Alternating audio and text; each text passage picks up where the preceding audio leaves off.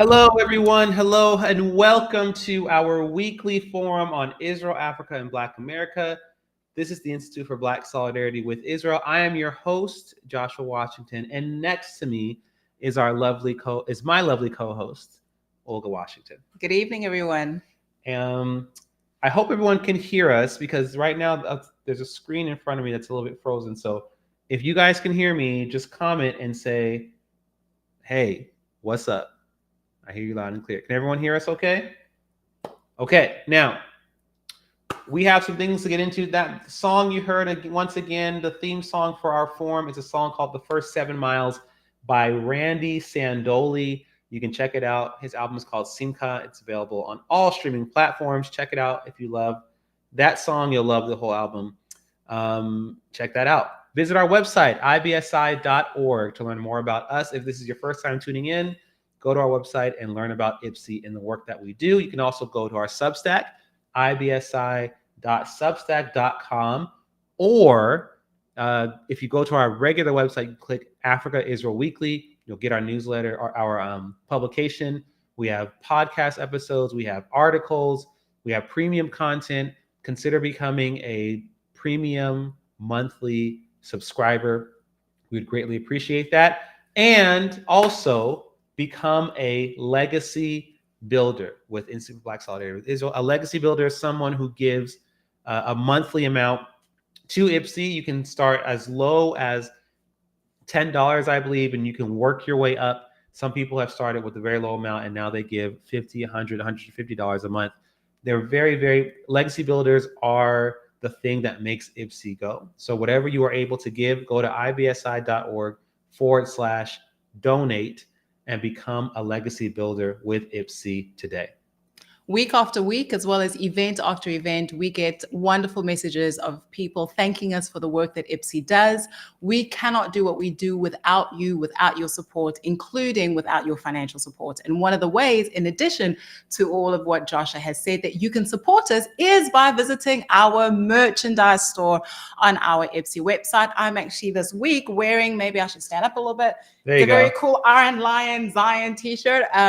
We thought last week maybe that we would bring our boys live on the show with us, but there are still items for the entire family on the website, whether it's clothing or whether it's great mugs that have great statements by Black Zionist leaders, great statements there.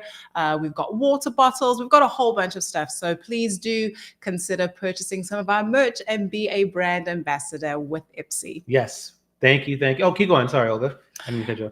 A very special thing's happening tomorrow, yes. Mr. Washington. Very in fact, thing. It is his parents, my wonderful parents-in-law. It's their anniversary. Our founder and CEO, Pastor Dumisani Washington, together with his lovely wife, Mama Val, who is the machinery behind the operations of IBSI. They are celebrating their 36th wedding anniversary. In celebration of that, we are encouraging all of our wonderful IBSI supporters to consider giving a special donation in any multiple of 36. It can be $36, it can be $360, it can even be $3,600. It can be $36,000 as well. So if you appreciate the great work that IBSI does, if you follow our great founder on Instagram, he's on X, he's on multiple platforms, please do consider a donation in celebration of their 36th-year wedding anniversary, which is tomorrow. It is tomorrow. So please, we've already had people commenting and saying they are going to do that. We appreciate you so much. What better way to spend your anniversary than to be here in Washington, D.C. By the way, we are live here in D.C., also with our parents who are celebrating the 36th anniversary by being here at the first ever African Jewish Alliance Summit, doing anti-slavery work. They'll be speaking with government officials tomorrow. Our CEO and founder will be still leading the pastors event tomorrow. All that stuff is still going on. They're still active. They're still doing much work. So we would very, very much appreciate, and so would they, if you would celebrate their anniversary with us by making a donation to the Institute for Black Solidarity with Israel. All right. So quick announcements. For those who came out to our event in Charlotte, North Carolina with Simon Dang, thank you so much. We had an amazing time. I know there's some pictures there that our producer's going to put up for you. Simon Dang is a political activist. He's a former slave from Sudan. This man is incredible. He lives in New York now. He's very active. He's very much in solidarity with Israel and the Israeli people and the Jewish people. And he has a very unique story to share. And he came and he shared that. He came to Charlotte once a couple of months ago, and the community loved him so much. And so did many of you who tuned in. There's over 600 people who live streamed that. They brought him back, asked IBSI to be a part of this, and we had it at a larger venue.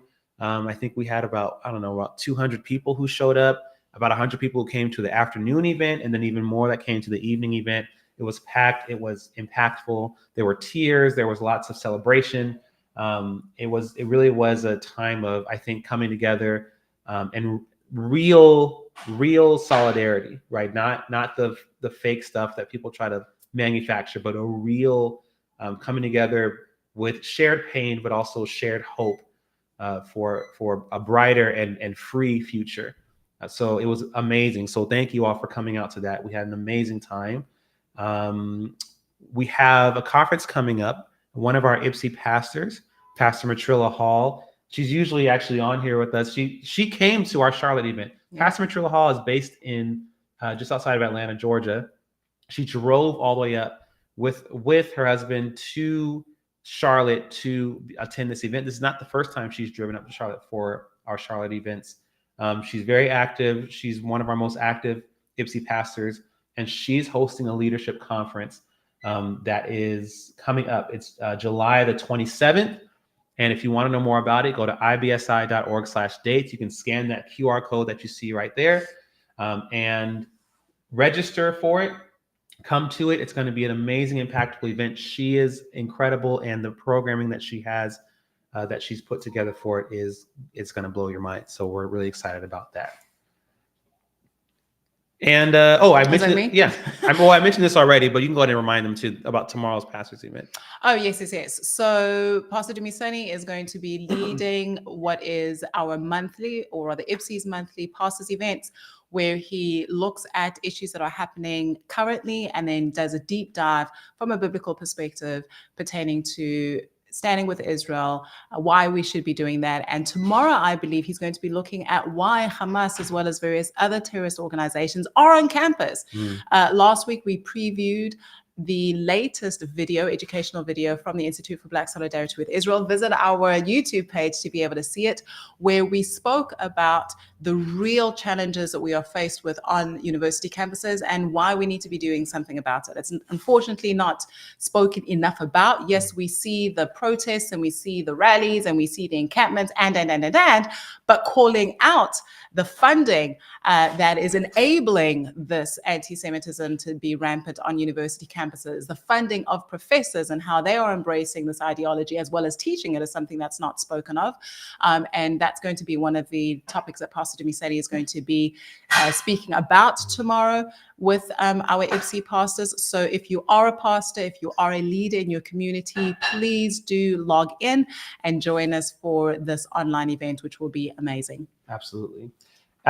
And so again, we said this before, we'll say it again. We're live from Washington, D.C. We are here for the first ever African Jewish Alliance Summit, dealing with one of but in my opinion, and I think we share this at IBSI, the most pressing human rights issue of our time, which is modern day slavery. For those of you who've seen the press that's come out, the African Jewish Alliance is a new, the organization itself is new, but the people who are involved are not new to this fight.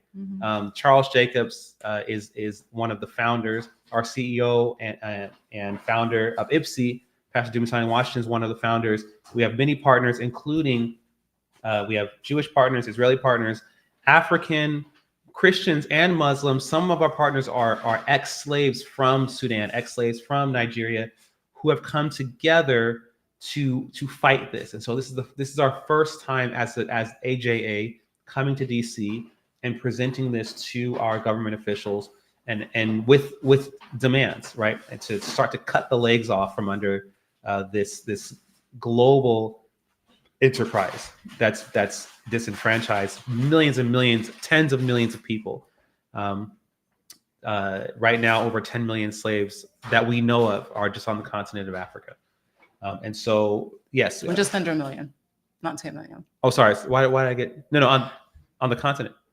So, yeah, okay. Right? Or No, so globally, the Sorry, United yes, Nations yes. report has said that you are looking at an excess of 10 million. Okay, But on the continent of Africa itself, in terms of what we know, yes. yeah, we're looking at just under a million.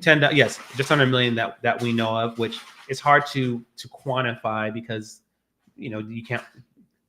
Records aren't really kept that well when it comes to slaves, not in that way. So, but we know that we've heard from people like Simon Dang who have experienced this himself. He's experienced this at a young age, taken to be a slave at 9 years old and being in captivity for 3.5 years. And others who are part of AJA as well, who have their own stories, who have friends and family members who are still enslaved now. We're pressing on this issue even more because it is one of and we've talked about it before, but Africa's enemies are Israel's enemies. And so the same entities that are enslaving Africans have the same mindset. They're of the same religious sect. They're of the same focus of those of Hamas who committed October 7th, of Hezbollah who's been just bombarding northern Israel. It's the same mindset. And so in order to combat this, we have to face this head on, which is what we're doing. Absolutely. So we're happy to be here for that. Absolutely. I've actually got the list of members of the Alliance, and I can read them out quickly for anybody that wants to look these organizations up. We have the International Committee on Nigeria, the Leah Foundation, Simon Deng, who Joshua already spoke to. He's the former slave from Sudan. The Damanga Coalition for Freedom and Democracy, which is from Darfur. If you say that you're about what's going on in Sudan and you don't know what's happening in Darfur and you're not supporting AJA, then I may want to question if you really are wanting to be part of the solution.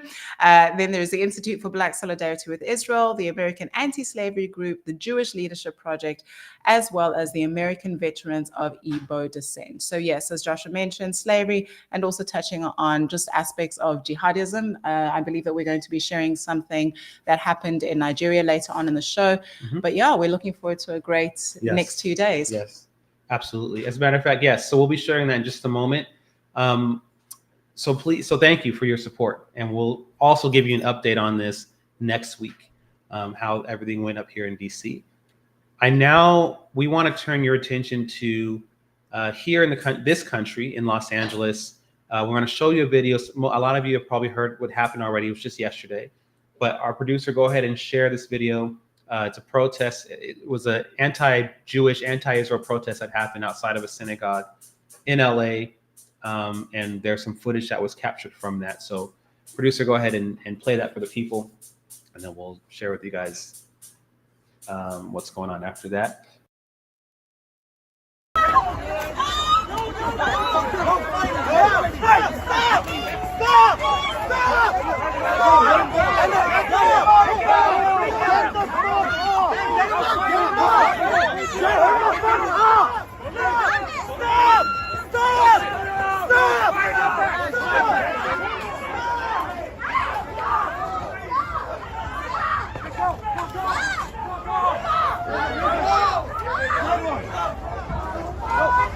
Size. All right, so just a couple of short clips. Olga, go ahead and why don't you unpack it for us for a little bit, and then we'll dive into a little bit more. There's not really much to it. I feel like you kind of saw what happened there. I mean, it is unfortunately another incident of violence targeted towards Jews, all in the name of freedom and justice for what's happening in Gaza and Palestine, quote unquote, which, as we know and we've unpacked on this show multiple times, is a lie. It is an absolute lie. What we are seeing is genuinely the fruit of what they've been telling us they want to do, which is globalize the intifada, which is really anti-Zionism being a form of anti-Semitism. Because if you're protesting what's happening in the land of Israel, in the land of quote unquote that you believe is Palestine and that's stolen from the Jews, and why are you here? Why are you beating Jews? Why are you approaching sacred places of worship and doing so continuously? So not only did this happen in Los Angeles, even though we're focusing on that now, we also last week had incidences of violence in Brooklyn where there's schools. I mean, Canada's also seen violence. So week after week, we are just seeing, Joshua, the manifestation of what they continue to tell us that they want to do, which is kill the Jews, harm them, as well as, God forbid, rape them. And so unfortunately, we saw this happen yesterday. There was a gathering of a real estate conference, and here arrived these protesters and pretty much wreaked havoc. Mm-hmm. And you said something that I mentioned this before. In 2021, and it's hard to remember sometimes because this war, what happened in October 7th kind of like trumps a lot of stuff that's happened, unfortunately, to Israel, I should say. But in 2021, there was a war between Hamas and Israel. And there were protests happening all over the world. And one of the eerie things that happened, so Jews all over the world were being attacked. Israelis in the U.S., if they were caught speaking Hebrew, they were attacked in places like L.A., so like just like this place, Philadelphia, parts of Canada, parts of Europe. There was a big riot that happened in London, and there are these two guys in a car with keffiyehs on and everything, driving through the streets with a megaphone saying, "Kill the Jews, rape their daughters, kill the Jews, kill their mothers." Yeah. Okay, so that all happens, and then 2 years later you have October 7th, almost to the day. Okay, so this was like early. They did this. Well, no, they did this like late summer, and then October 7th, 2 years later. It's not a game, right? It's not a game. In Los Angeles, in Fairfax County, a year before 2021, so 2020, during all the George Floyd protests in Fairfax County, there was what a Rabbi Rychek, who blessed memory, he describes as a pogrom. He said it's Kristallnacht all over again. And I remember even then, when that was being shared, there was a lot of pushback from all sides. There was pushback from people within the pro-Israel community. There's pushback from the Hamas sympathizers everywhere. Oh, that's alarmist. That's too much. Okay, what's happening now then? Yeah. He said, because he was an older man, he was in LA during the Watts riots, during the Rodney King riots. He said, as bad as things got during those riots, places of worship were never targeted. Now here in LA in 2020, you had "Kill the Jews" written on synagogues. You had windows bashed in. 2021, you had the same thing. And now here you have Jewish people being blocked from entering their own synagogues and being physically harmed in the same city. And if I may add, so the LAPD was there, but if one goes through not only the reports, but also the personal accounts of people that were there, there is an unfortunate sense that the LAPD actually did nothing. Yeah. They were just there. So instead of being proactive and preventing the escalation of violence, they were very reactive in having to then address what's going on.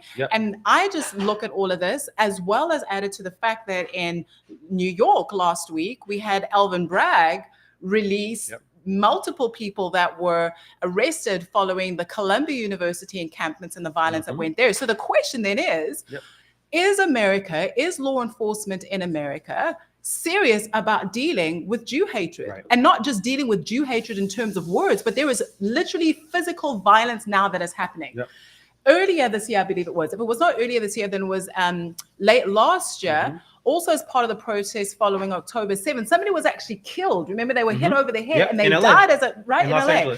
They died as a result of their injuries. And so now the question that we need to ask ourselves as Americans, as people living in America who are concerned for our brothers and our sisters, not just our Jewish brothers and our sisters, but law-abiding citizens in America, is this what we are now going to accept in our streets? Yep. Because this is just going to further embolden these hooligans, really, and these individuals who, I'm going to say it again, because with respect, President Joe Biden put out a tweet pretty much saying that he was appalled and the question that I have is, how can you be appalled when people are just doing what they say that they were going to do? So when are we going to start taking them seriously? Yes, absolutely. So, ladies and gentlemen, this is not a game. This has been long term. This has been long term, and part of the battle that we're facing now still is being able to call it for what it is. That's part of why the other side continues to advance is because we can't even agree on what the danger is here, especially in this country. We can't even agree that we are in danger. And so to this day now, there are people who watching this saying, it's just an incident. As a matter of fact, all of the media that I read about what happened in LA yesterday, they explain what happened. It's kind of like how BBC would cover something like a terrorist who was stabbing people in Jerusalem, a Palestinian terrorist, and then an Israeli police officer shot him and killed him. And the BBC says a Palestinian and 3 others were murdered in Jerusalem today. And they didn't say anything about what he was doing. It was kind of covered like that. There was clashing. The pro-Israel people came out to counter protest them, and there's a scuffle, and some people got beat up. And now let's talk about Gaza. And then they go all the way to Gaza and say this is what's happening in Israel. That's why the tensions are there. And October 7th happened, but then Israel responded with their siege on Gaza and killed and 40,000 people have died as a result. That's Hamas propaganda. First of all, the numbers, the 40,000 we already know is bogus, and the UN already had to correct stuff. But even then, the media who's reporting 40,000 is not even saying who are combatants and who are civilians. So even if you were going to use those inflated numbers, there's still a percentage of those people who are Hamas operatives. So even in this, what just happened in LA yesterday, the media is saying, yes, but it's all about context, like we talked about with those the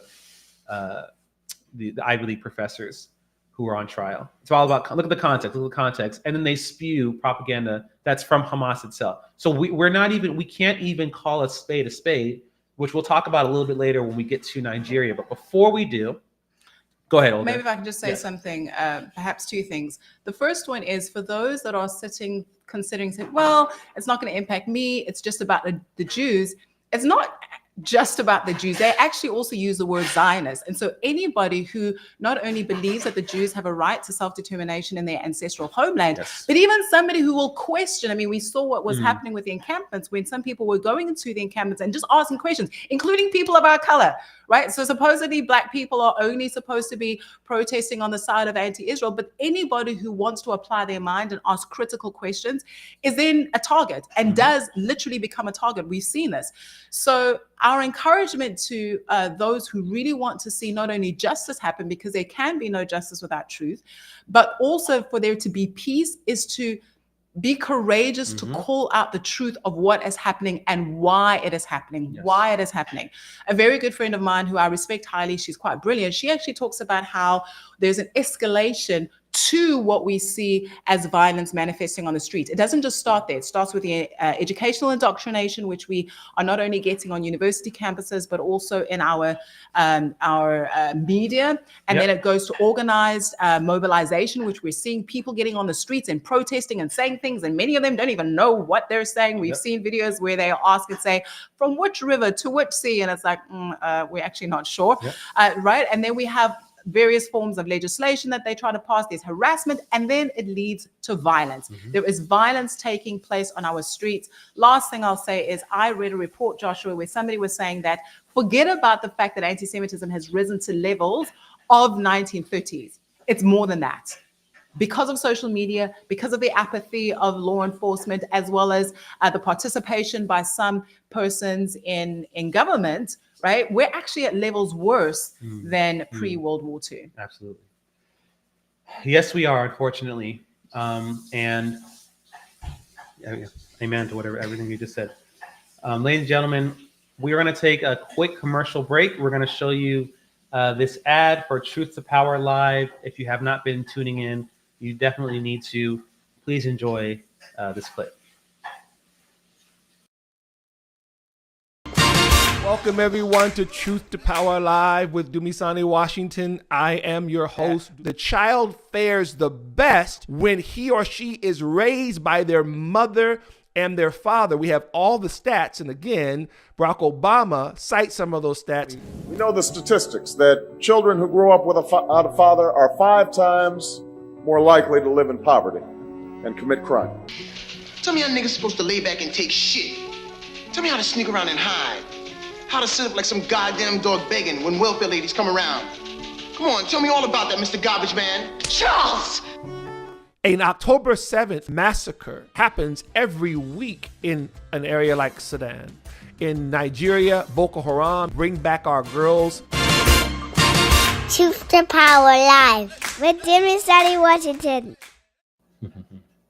So, ladies and gentlemen, if you have not tuned in to Truth to Power Live, you need to every Sunday, and you guys can go to ttplive.com and subscribe, stay up to date on all the stuff that's going on. They're very, very, very in-depth episodes, and you will enjoy every minute of it. We promise. So, also, we want to remind you now that people have come in. Hi, we see you, Pastor Matrilla Hall. Shout out to you again, you guys. Please register for her for the conference, at the Israel conference that's coming up on July the 27th in Atlanta. You don't want to miss that. If you're in that area, go out to it. We have it on our website already. Go to ibsi.org/dates. Register. So it's good to see you, Pastor Matrilla Hall. Also, tomorrow is a very special day. Olga, please remind the people what's happening tomorrow. It is the 36th wedding anniversary of our CEO and founder, Pastor Dumisani Washington, together with his lovely wife, who also happens to be the Chief Operating Officer of IBSI. My wonderful parents-in-law, my husband's parents, it's their wedding anniversary. So in appreciation for the great work that they do, the existence of this organization, and the wonderful opportunities that we've been able to have in educating as well as bringing truth, do consider a donation in celebration of their anniversary. 36 years, so feel free to give it any multiple of 36, double high, $36, $360, I almost say 360 Rand, $360, $3,600, or anything that you may be wanting to give. IBSI is a 501c3, which means that all of your donations are tax deductible. So what a wonderful way to be able to celebrate with us as we celebrate our founder and his wife. Yes, sir. Yes, ma'am. So please consider that. Scan the QR code you see right there. Scan it with your phone and become a legacy builder. You can give $36 a month if you want to. But we very much would appreciate that. They would very much appreciate that, as they have not stopped doing the work and will not stop tomorrow either. I think they're going to celebrate some days after this, but we got a lot of stuff to do this week. And maybe for those that have just joined us, you might be wondering what our beautiful scenery is here behind us. We are not in our normal studio in North Carolina, but we've traveled to Washington, D.C. And on their anniversary, Pastor Dumisani as well as Mama Val are going to be in Washington, D.C. doing work, right? They're going to be with the African Jewish Alliance at their inaugural summit, as well as hosting a IBSI forum for pastors. And so here they are working on their anniversary. Absolutely. Absolutely. So now let's get back to our program. I actually meant to tie this into LA, but I will do it now because this happened just a few days ago in Russia. In I've never heard the area said before. I think it's Dagestan or Dagestan.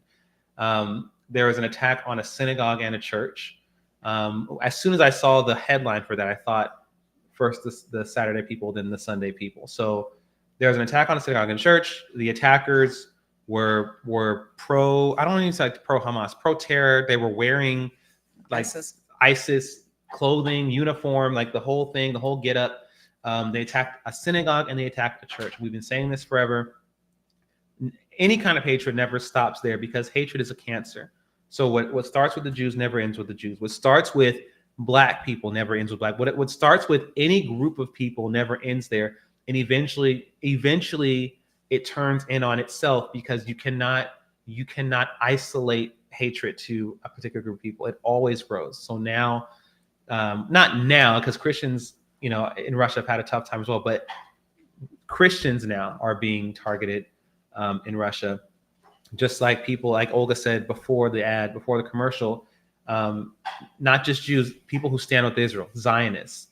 And not just that. And this is how really it goes down the line. We showed a video last week of a Nazi rally that happened in New York at the Madison Square Garden. And when my friend shared it with me, and I told you guys, it was the person who shared it with me was the person who wrote the theme song for our live show. Randy shared to me, and I saw the title and I assumed it was just already bad enough. I thought it was, and this is 1930. This is 1933. I want to say. Okay, so this is. I'm not talking about now. I'm talking about like World War II, right? He shared it with me. I thought it was a bunch of Americans supporting the Nazis, which was already bad enough. But you had Nazi German officials come to America, to Madison Square Garden, to lead this rally. There were thousands of people in the audience. There was a whole orchestra playing. There's a big poster of George Washington. They did the Pledge of Allegiance, and the Nazi official came up and was talking about how America needs to be Gentile run, and all these Jews, the Jewish controlled media has twisted the narrative on us in Germany, and we need to get, and everyone was like, yeah. And we were talking about how the messaging was catered to the racist white Americans in America, right? Americans stay white and Gentile. The problem is that the Nazis didn't really so much care that it was Gentile led. They had another agenda, but they needed this coalition, right? And we see the same thing now with all this free Palestine stuff. One of the things that we've seen is a takeover of college campuses, which are predominantly left leaning. And so the narrative is different. The Nazis used to say the Jews are not white, they are not Gentile, therefore we need to exterminate them. Now the Nazis of today are saying the Jews are white and white is evil, and so we need to exterminate them. It's the same thing. The problem is that once the agenda of whatever they're trying to do is done, they move on to the next phase, which is usually to target those same people who were helping them in the first place.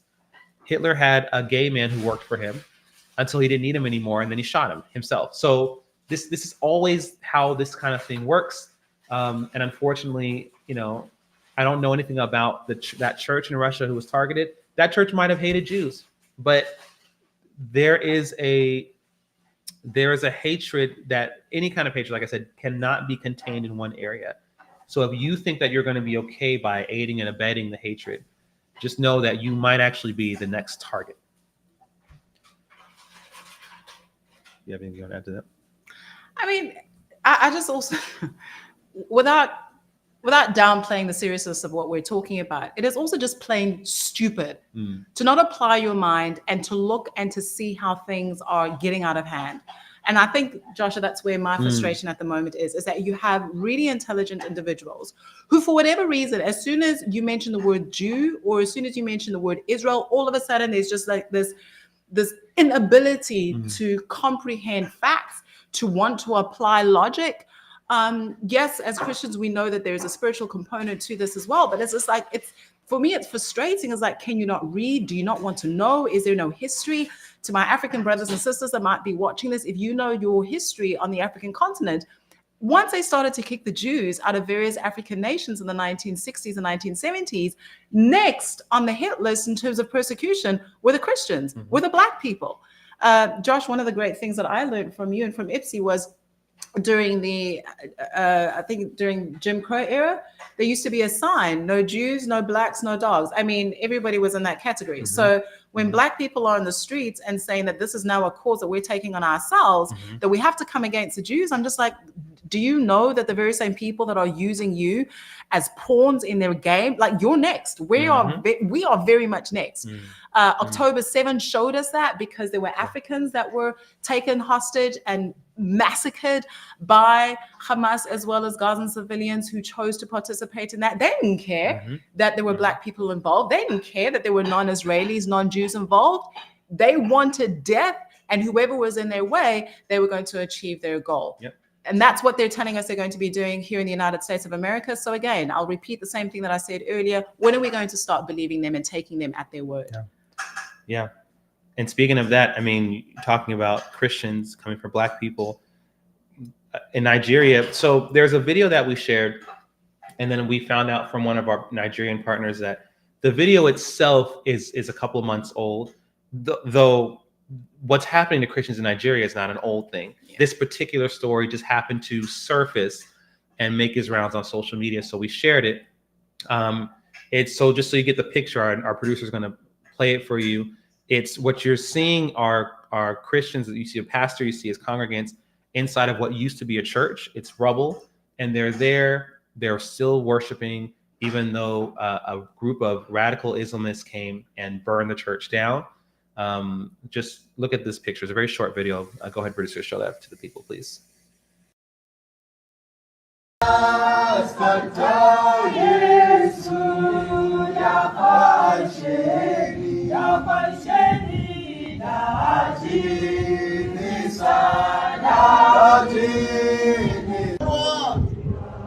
We praise your name, Jesus Christ, to protect us, to guide us, Lord, to see us through, to fight for us, to give us hope in the name of Jesus. So I mean, despite the tragedy, I mean, it's a both beautiful and tragic picture, right? You have these people, these strong Christians, these strong believers in Jesus who have just had, and this is in the midst of not just churches being burned down, but pastors being slaughtered in front of their congregants. This is in the midst of churches being burned down with people in them. In Nigeria, just about 3 months ago, there's a church, the Islamists got a hold of the church. They locked everyone in and burned the church down. So people are being slaughtered, tortured, killed, all that stuff for their faith. These people still come to the same place and worship. So that already is just a testament to, I think, the strength of the Christian people on the continent, particularly in Nigeria. And as a Christian myself, I go, man, I don't think Christians, us here in America, we are not ready for that level of testing of our faith, right? That, oh my goodness. I mean, air conditioner is broken and half the church doesn't show up that Sunday. Imagine it's raining. It's too cold. Like, you know what? I had a late night last night. I'm gonna stay home and I'll stream it on in my living room while I, do other stuff. These people, their church, just the fear of those people returning because they know where your church is, right? Their church is burned down. They come back and they worship. So that's already a beautiful scene. One thing that and it wasn't a surprise, but sometimes certain posts will trigger certain accounts, certain people.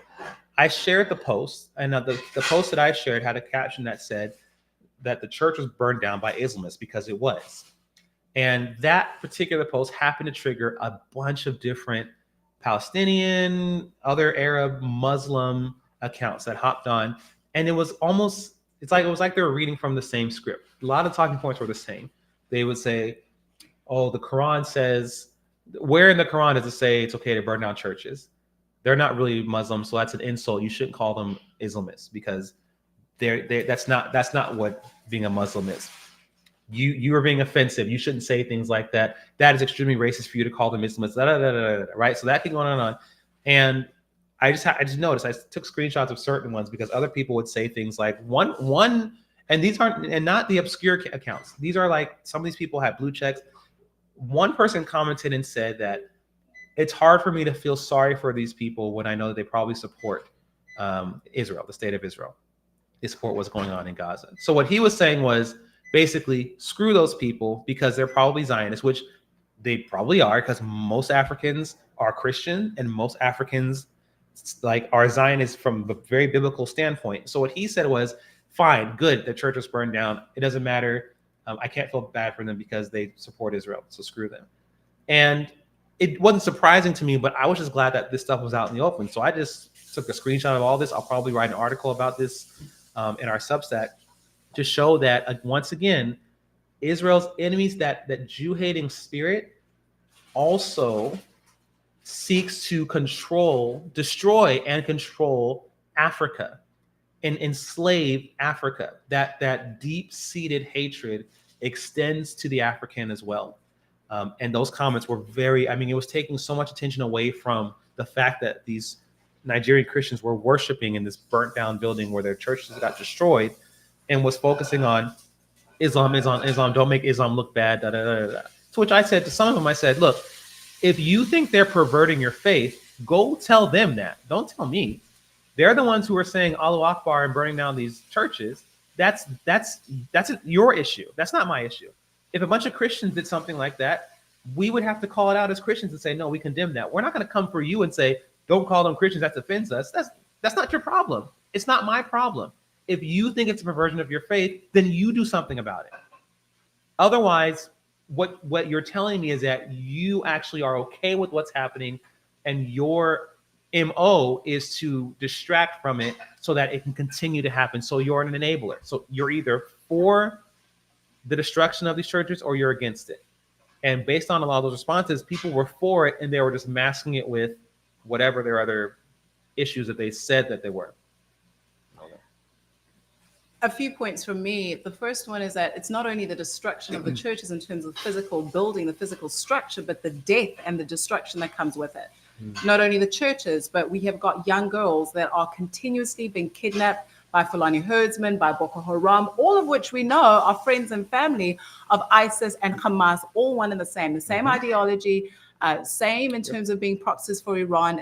It's the same, right? It's the exact same. And those that have read the incredible article by Simon Deng that we've shared a few times on this platform, first they came for my people and then they came for the Jews, you'll understand that this is a hatred, as Josh alluded to earlier, that does not respect any group of people, which is why it's so important that we stand up and speak against it. And also why it's horrible that somebody would just come and say, oh, because you're a Christian, actually you deserve it. Because we assume, and rightfully so, and that's fine, that you stand with and you support Israel, the only democracy in the world and the only place where it doesn't matter what, the only democracy in the Middle East, thank you. It doesn't matter what your religion is. It is in Israel that you are able to be Muslim and to be a Christian and to be a Jew and. We are grateful as the Institute for Black Solidarity with Israel for those Muslims and for those Muslim organizations that are standing up and that are speaking up and saying absolutely not. In fact, we have got as part of the membership of the African Jewish Alliance, people who are Muslim that are saying, actually, we are calling out this because these extremists are causing havoc. They are destroying. I mean, there are even Muslims in the East that are being destroyed because they don't subscribe to one particular form of ideology that's then being espoused. And so for people, once again, to applaud and to give excuses for the slaughter of other individuals, it's like, are you being serious? Like, are you really being serious? It's an absurdity. The last thing is the fact that Nigeria has seen over 50,000, even 60,000, according to some reports, in recent years of people being killed just because of their faith. But the world's not talking about it. The world's not talking about it. When was the last time that you saw a protest on the streets with regards to there needs to be justice, that we need to ensure that all Black lives matter? I haven't seen it. I haven't heard about it. So what Josh has said at the beginning as well, in terms of this issue around slavery and around jihadism on the African continent, and frankly, wherever it's found across the world, is very much a pressing human rights issue at this time. And if you say that you're a human rights activist, if you say that you're a lover of peace, if you say that you want to see justice for all people, particularly minority groups, then you better start lifting up your voice and doing what you can do, because otherwise one starts to need to question as to, are you just a Jew hater? Because if you aren't showing up for people in need, unless supposedly it's underneath the Jew banner, then why are you really doing what you're doing? Absolutely. It's again, like we said with LA, from LA to Nigeria, this is not a game. This is an intentional effort.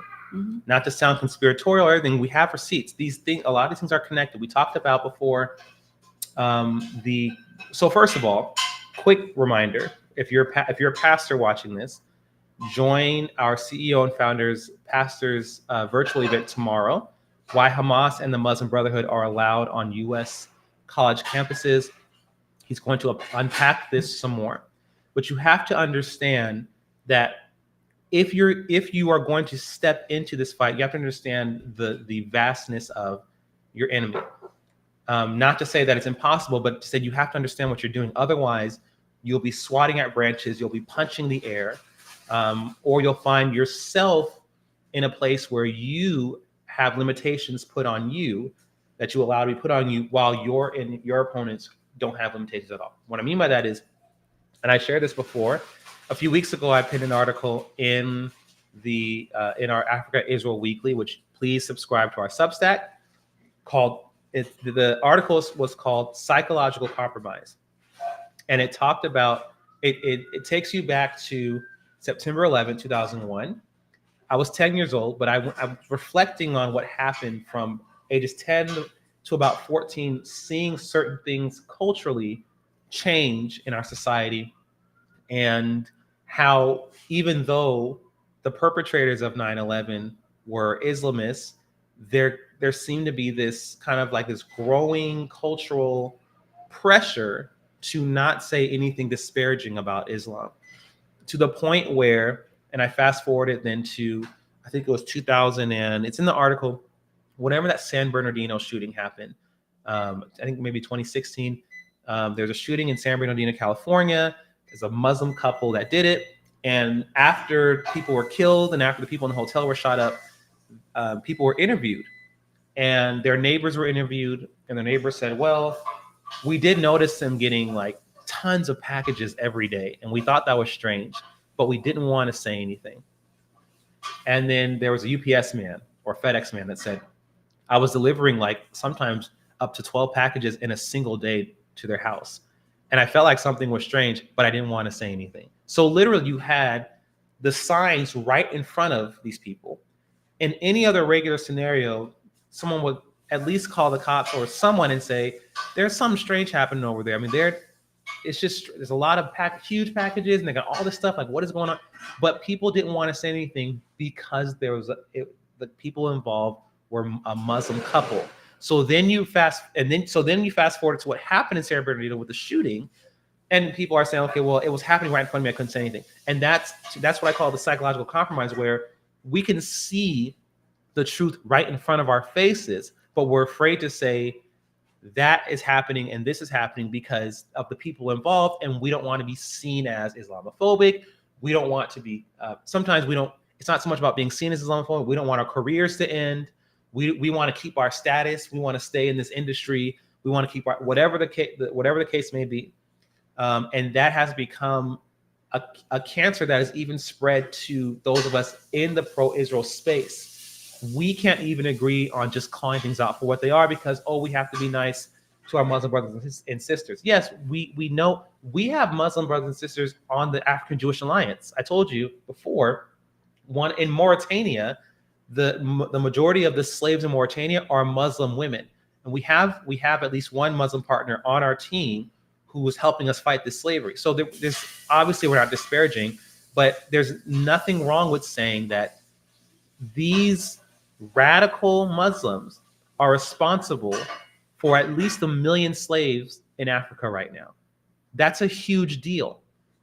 And anyone who tells you that you saying that is going to endanger Muslims, they've either been affected by the compromise, they have either been psychologically compromised, or their job is to circumvent you and not circumvent, to sabotage you. Mm-hmm. Their job is to make you second guess yourself. It's to psychologically compromise you. That's the whole point. There's nothing wrong with saying that these Muslims are doing this to these Christians, because that is what's happening.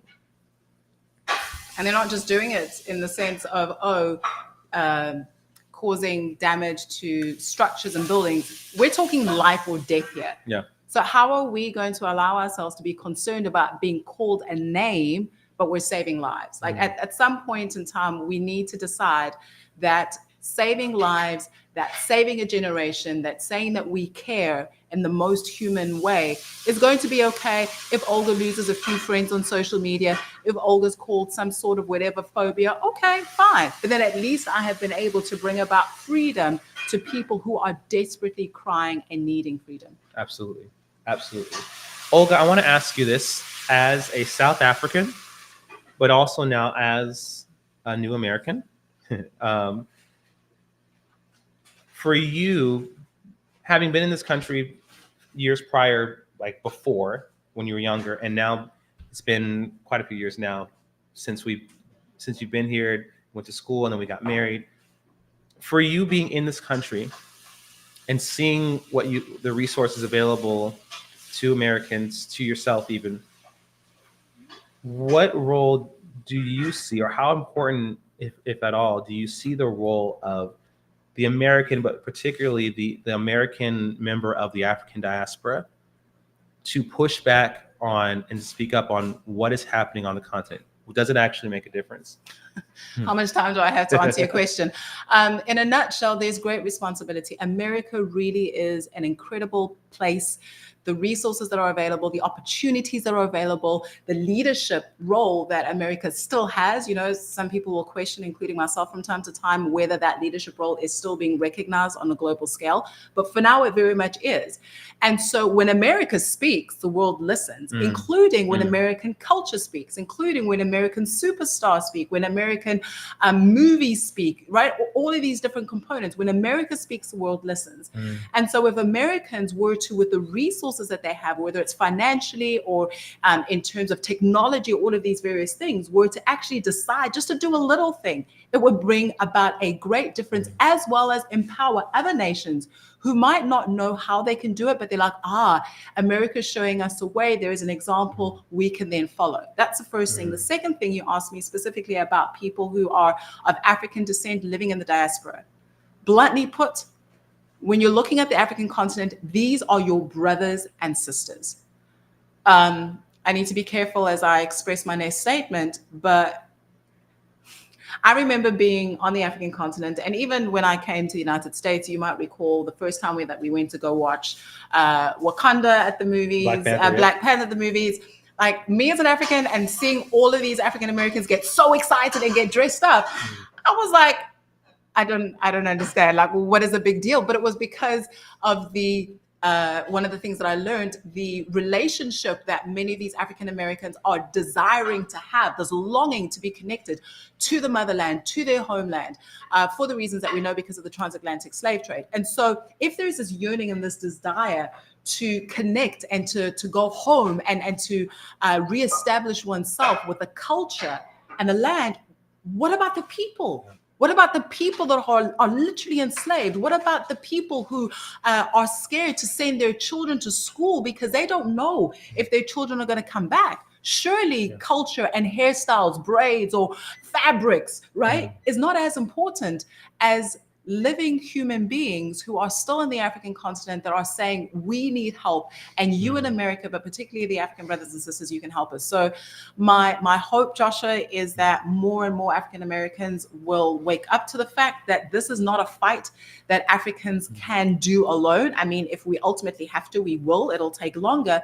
But there should be, in my opinion, a desire to want to be part of the solution to what's going on there. Absolutely. Thank you. That's powerful. It is very powerful. It is, and that's a different discussion for a different day, because I wanted to say something, but I won't say it now. Actually, this might be the next article about our role, even in a spiritual sense. Why we Black Americans are here. It's like one of those for such a time as this type of thing. If we can just collectively kind of see ourselves differently. I'll put it that way. Pastor Matrilla says, the yearning is there, but many people only want to be involved in the blessed part of being Africans. Many African Americans do not want to get involved in the dirty part. Well said, Olga. Pastor Matrilla Hall is a Black American like myself saying this. Yeah, absolutely. There's work that needs to be done internally with us here. But there's so much good in the world. There's so many ways that we could push the needle forward, which is why so many people target us, which is why the pro-Palestine agenda targeted Black people in the 60s, which is why it wasn't just Jesse Jackson. It was Dr. King's acolytes. They were targeted. They were targeted specifically because the world, Black American civil rights leaders had the ear of the rest of the world.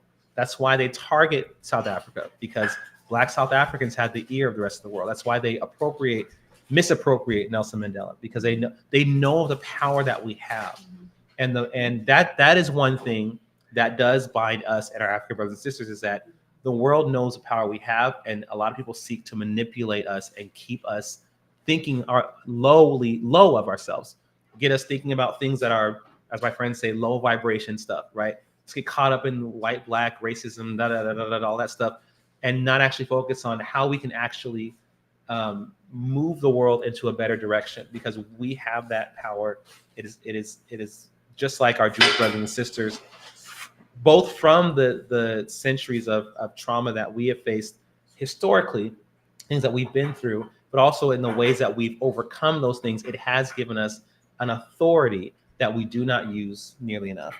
Go ahead. I want to read that comment from, I think it's AH, aka Huggy Huggy, Bear. excuse me, Huggy Bear. Imagine if we went this hard for Black folks. It makes me think about a documentary that we watched, The Greatest Night in Pop Music, Yes. or something along those lines. It's the story of the song We Are the World that happened in the 1980s. And there was a statement that was said by Harry Belafonte there, and he pretty much said that Black folk need to start showing up for Black folk. Mm-hmm. Black folk need to start showing up for Black folk. And Yeah. it's a great documentary, nothing to do with Africa Israel per se, but the principles that were espoused in that documentary very much do encourage you to learn from. Yep. It's interesting, if I can also just comment on what Pastor Matrilla Hall said. So African Americans don't want to do the dirty work. With respect, people did the dirty work for you when they fought for the freedom of African Americans here in America. Mm-hmm. So now that you're free, you don't have to worry about the freedom of other people. Mm-hmm. Your very own people that you were taken from, that you were stolen from. So you are able to enjoy every opportunity that you can, that you want to have security, have the opportunity to go to school and. Oh, but you know what? We're not going to get into that. How selfish is that? Like, for real, that actually made me upset. How selfish is that? Yeah. Get over yourself. Yes, ma'am. Absolutely. And so it is, we have the power. We really do. And yeah, the documentary, the song was written specifically for Ethiopia. There, children starving, people starving there, and they raised all this money. And yeah, Harry Belafonte said it mimicked another project that was done by a bunch of artists, white artists. And Harry Belafonte said, that's great. He said, we have white people doing things for Black people, but we don't have Black people doing things for Black people. And that he didn't spearhead We Are the World, but it was those words that kicked that thing off. Quincy Jones got Michael Jackson and why can't I think of his name right now? Lionel Richie, and I almost said Richard Pryor, but Lionel Richie. And at some point during the recording, they were there from late at night until like 8 a.m. At some point, they gave a shout out to Harry Belafonte because of his activism. Because at that point, he wasn't singing as much; he was more doing just like strictly activism. And they just gave him his props for like, your work actually inspired us to do something because of how conscious you are. And that's just the power of one man, right? One man who was with Dr. King in the civil rights struggle, who kept pushing forward. I'm sure that in some ways he was alone. He found himself by himself, but he spawned this huge movement that wound up raising millions of dollars. Now we can get into like, was the organization worthy of that money? Like, IBSI dives into all that stuff. But the point is that the power to actually shift and produce a mass movement for the betterment of our world is something that lies in us. Is something that lies in each of us. Because I'm fired up, allow me also just to further say something about what you said relating to the power that Black people have. I do think that it's an article, Joshua, that you need to write, and maybe even a topic that we need to explore further next week. But just off the top of my head, thinking about how Black people and the Black name, the Black narrative has been used in order to perpetuate this lie about Israel and what Israel is doing in Gaza. I mean, you had, and I'm going blank, how BLM was started, Trayvon Martin. Correct. 2013. Okay, we had that black young man. Then we had George Floyd. All right, that went all over the place. Even prior to that, we have South Africa and the whole Black narrative in terms of how Black people were oppressed. We've got this whole colonizer and everything. I mean, on and on and on and on and on it goes. So we're going to use the Black name. We're going to use the Black people. We're going to use the Black narrative, even to the detriment of the Black person and the Black community. I think it was 2-3 weeks ago we called out the NAACP in Oakland, right? Or at least we called out the city council in Oakland. Yes. When there was a call to say, hey, the people in Oakland have got a security issue. Like, crime is through the roof. It's a problem. Oh, no, not good enough, because it was going to detract from what was happening in relation to the protests around Palestine. So wait, you're going to use us, you're going to use our names, you're going to use who we are as a people for the furtherance of another cause, even when it damages us. So when are we as a people going to start saying not in our name anymore, particularly when it is a lie that continues to fund this? Yes, absolutely. Yeah, no, and it was the NAACP in Oakland that called out the city council, and they're still being maligned right now. The NAACP in Oakland has been calling out the BS of the defund the police. They said this is directly the cause of the uptick in homicides in Oakland. We tried to meet with city council. They wouldn't meet with us. They wouldn't even let us in the building. Yeah. But then after October 7th, what did they do? City council in Oakland held this hearing that lasted for hours and hours to talk about Gaza. And then the NAACP was like, are you kidding me? Yeah. Are you kidding me right now? Yeah. So yes, you guys, stop letting people who don't care about you dictate what you do and how you choose to use your voice. There's real people suffering right now. Yes. So we see all your comments. Thank you guys for tuning in. We thank you for being here. We want to say our hearts and minds and our prayers are still with those who are hostages in Gaza, those who are missing their loved ones right now, our Israeli brothers and sisters, our Jewish brothers and sisters, who it's October 7th has been this way for over 260 days now. It's still October 7th for many of them. We stand with you. We will continue to advocate. We will continue to speak out and call out the injustices where we see them. We may see you soon, our friends in Israel, so we'll keep you posted about that. And yes, we stand with you. Our hearts are with you this time. So thank you again. Visit our website, ibsi.org. Become a legacy builder. Give monthly. It is our founder and CEO and our COO's 36th wedding anniversary tomorrow. Give a donation in multiples of 36 in their honor. That is what we are asking from you this anniversary. It's tomorrow, but we'll be spending it here in DC with the African Jewish Alliance. You guys, please help us bridge the gap. IBSI we have to finish out this quarter at about 36K. We've reached about, I think, 21 now. So if you can help us bridge this gap, that would be absolutely amazing. The QR code is right there. Scan it and help us to continue this important work of Black, Jewish, Africa-Israel solidarity. Visit our merch store. You see, this is one of the cool things we have. This is one of my favorite t-shirts, Iron Lion Zion t-shirt. You can even get one called Iron Lion Cub Zion for your little ones. They're amazing shirts. I wear them anytime I can. And join us next week. Join us next week. If you enjoyed today's session, your time with us, please let your friends and family know that we are live every Monday, 8 p.m. Eastern. We'd love to hear from you. Do feel free to reach out to us via our IBSI website if there's topics that you are wanting us to cover in more depth in relation to Israel, Africa, and we will do our very best to do so. Thank you so much for joining in. We appreciate the comments, and we will see you next week. See you next week, y'all.